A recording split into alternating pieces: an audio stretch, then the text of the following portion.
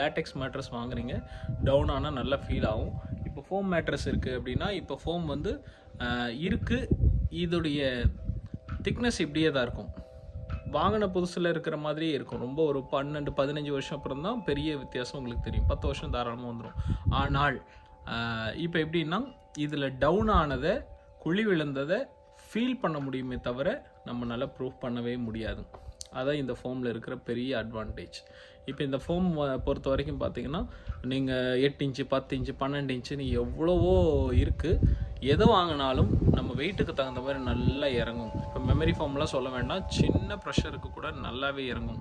இப்போ இன்னும் சொல்லப்போனால் இந்த மாதிரி மெட்டீரியல்லாம் நமக்கு எங்களுக்கெல்லாம் இரிட்டேட் ஆகும். என்ன காரணம்னு சொல்கிறேன், தெளிவாக சொல்கிறேன். இப்போது லேட்டெக்ஸ் இருக்குது அப்படின்னா, நம்ம கொடுக்குற ப்ரெஷருக்கு இம்மிடியேட்டாக ரியாக்ட் பண்ணும். இப்போ பாடி வெயிட் இங்கே இருக்குது அப்படின்னா, இந்த வெயிட்டுக்கு தகுந்த மாதிரி ஃப்ளெக்சிபிளான ஒரு